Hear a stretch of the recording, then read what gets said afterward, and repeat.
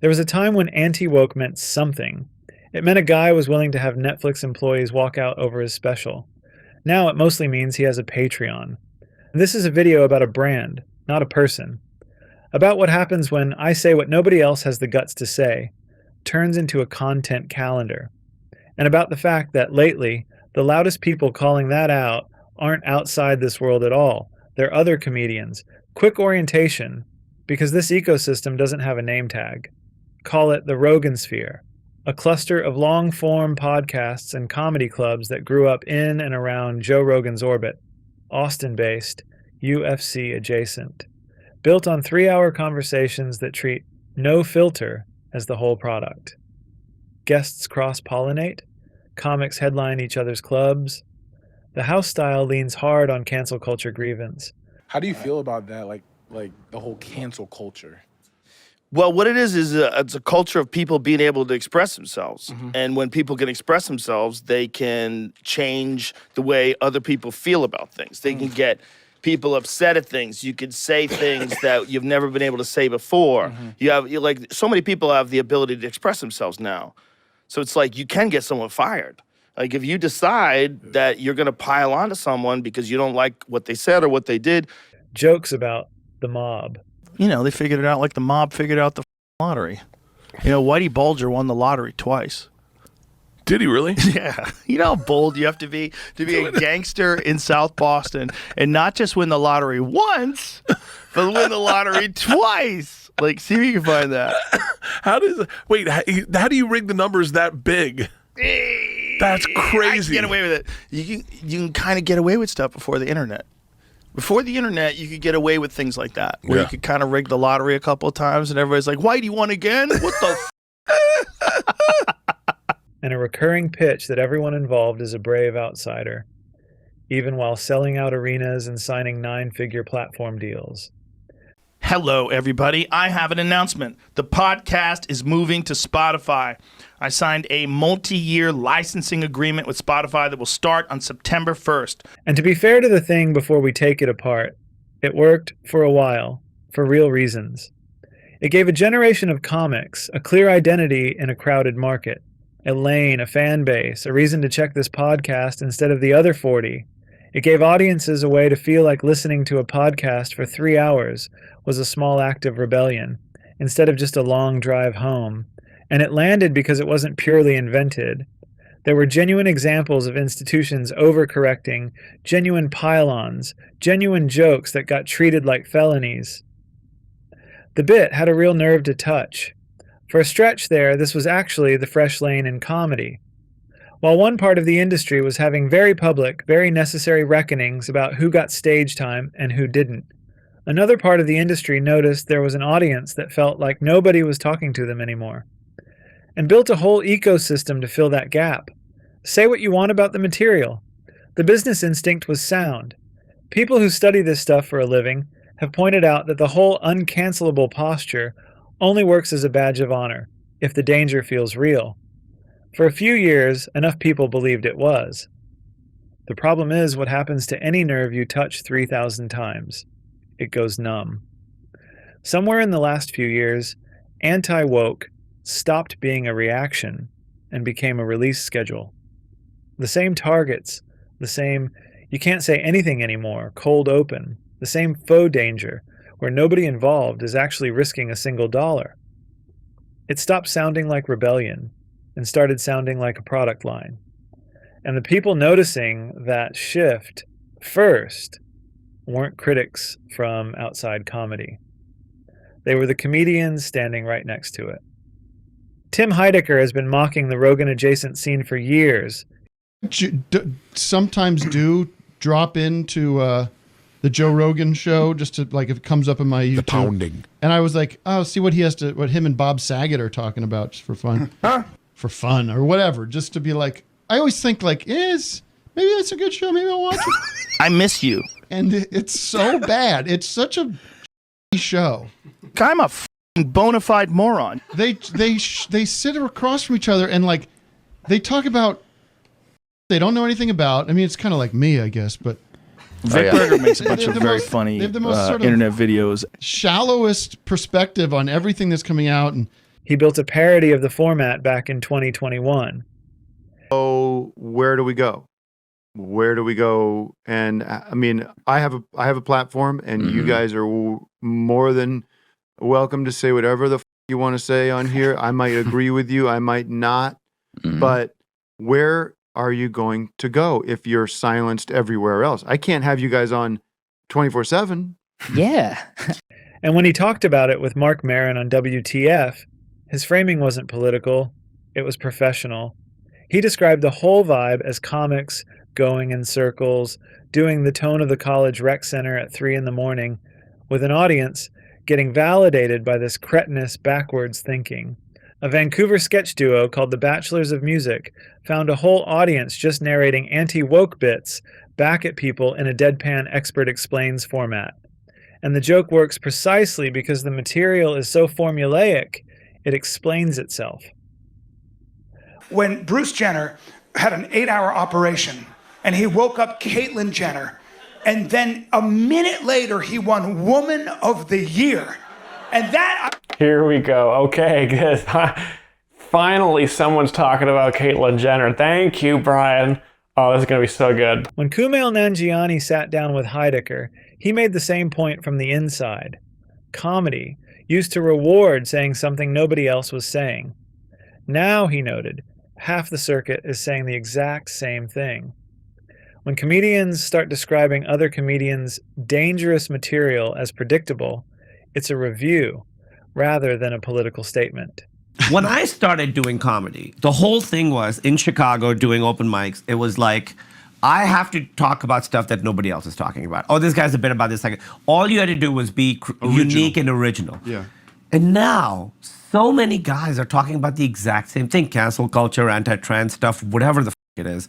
It's exactly the same. Yeah. And so it's really weird to go up after someone who did a bit about how interracial dating is wrong and did pretty well with the crowd. Right. And then I have to go up and be like, so I found that aspect of it was tough for me. I find now, at least when I go out, so when I was preparing material, I did go to those clubs a lot because I was like, I want this to play everywhere. Yeah. But people tell me that alt scene of like weird little shows all over is not as like big as it used to be. You got to be a clown now, apparently. Yes. You got to be doing clowning. Yeah. Clowning's big. Next, the guy saying it stopped being a stance and became a sales pipeline. This is where the brand language gets literal. Tiers, drops, merch, live tours, timed to whatever the outrage cycle happens to be that month. Academics who study the format have actually put a name to it. Some call Rogan's core persona the uncancelable skeptic, a branding position that only works if cancellation stays a live threat, which means the threat has to keep getting invoked on schedule, whether or not anything's actually happening. The thing that really bugs me about a lot of the comedians is they use two things simultaneously. We're like street level philosophers, and it's just a joke. And depending on what the attack is, that's the defense. Kind of always bona fide. But also, you're just what is trending? What we do is important, and we're speaking truth to power. Both those things can't exist at the same time. I think the new thing that is to me death of comedy more than anything else is my show here. Is this show more than anything else? That's not a conspiracy. That's just what a recurring bit needs to survive. At some point, I Speak My Mind became a subscription tier with a logo. Then there's the critique aimed at who the jokes are actually about. This one's gotten loud enough that it started happening between friends, on camera. Comedian Stavros Halkias, mid-podcast, told a guest flatly to knock it off when she wouldn't stop steering the conversation toward the same handful of groups. He joked she'd caught a full case of what he called Austin brain and accused her, only half kidding, of rehearsing material for a Rogan booking. That's where I land. You have gotten like Austin trans brain.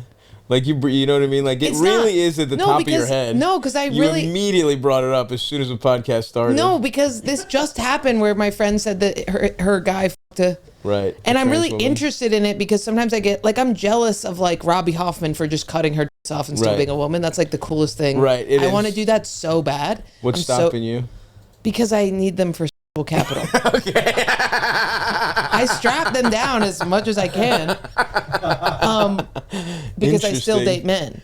Around the same time, Bobby Lee, who is not exactly an outsider to this scene, told his own podcast audience he wasn't with what some of his peers were doing in Austin anymore, saying it plainly.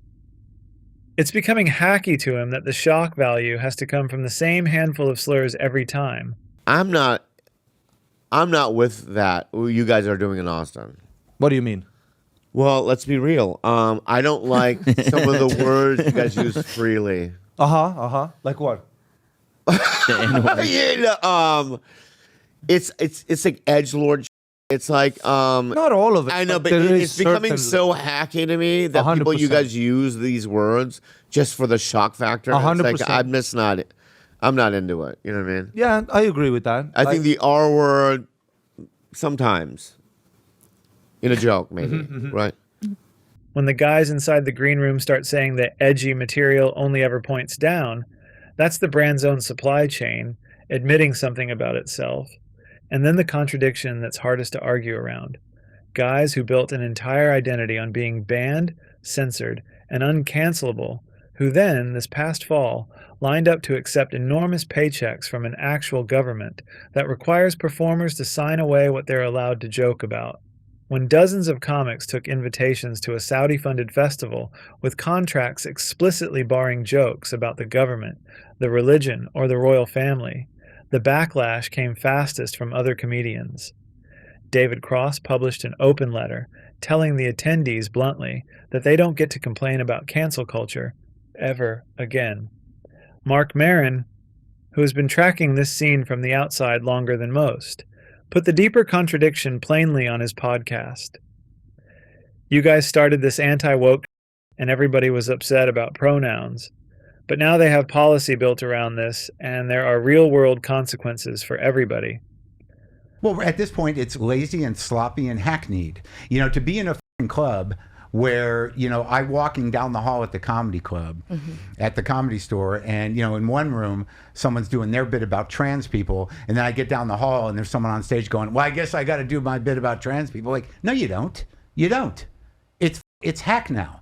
I mean, you know, you guys got the freedom you wanted. You can now say whatever you want. They're defeated. Their rights have been denied. The policies that you guys encouraged with your stupid material are now policy. And now, like, you know, half the people under the umbrella of anti-woke, we've lost a tremendous amount of democratic-leaning ideas and movements. So whether they knew it or not, that's what they were spearheading. So now it's reality, and you want to still keep kicking them?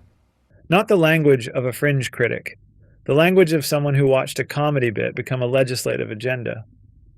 Now, Rogan himself, carefully.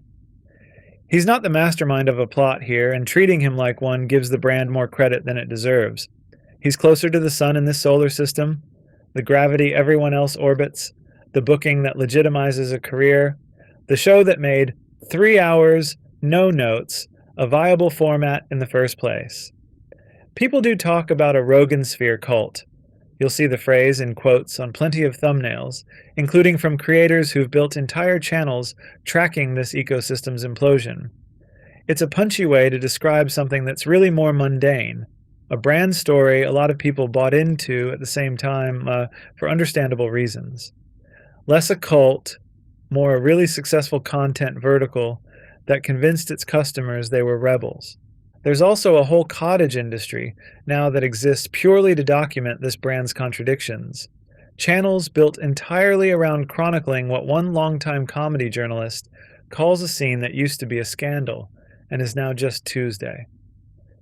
Whether or not you buy every argument those channels make, their existence alone tells you something. There's now more content criticizing the anti-woke content ecosystem than there was skepticism of it 5 years ago. That's not what a healthy, dangerous, forbidden brand looks like. That's what a brand looks like after the joke's gotten old enough that mocking it has become its own genre. Which brings us to the actual collapse. And it is the myth collapsing, not any one person's career. Audiences are noticing the repetition. Comedians inside the scene are calling out the punching down pattern to each other's faces, not just in interviews. The central promise, that this is dangerous, forbidden, the last honest room left in comedy keeps running into the fact that nobody in that room is actually risking anything anymore. Nobody's getting canceled for these bits. They're getting renewed, syndicated, and offered 8-figure exclusivity deals. The tension that made anti-woke feel electric in the first place was real once. What's left now is mostly the marketing department, still running the old ad copy after the product stopped being new. None of this means anti-woke disappears as a genre, or that anyone involved is finished. Careers in this world are, if anything, more durable than most. What's ending is the myth that it's still risky, that buying a ticket or hitting subscribe is some kind of rebellion. The audience got smarter than the pitch. The comics next door got bored of the bit before the fans did. And once the room you're performing in includes people who will tell you on mic that you're being hacky, the uncancelable outsider routine stops being dangerous and starts being administrative. I Tell the Truth used to be enough of a pitch on its own. At some point, it needs a second act. A brand can survive being mocked. It's a lot harder to survive being correctly imitated. And right now, the imitators aren't rivals or outsiders. They're the guys who used to open for these shows, sitting across the green room, telling the room exactly what it sounds like from the outside. The bit isn't dead. It's just not dangerous anymore. And once an outsider brand stops being dangerous, all that's left to sell is the outfit. Let me know in the comments who you think is next to get called out by their own scene. Subscribe for more of these, and if this one hit, a like helps more than you'd think.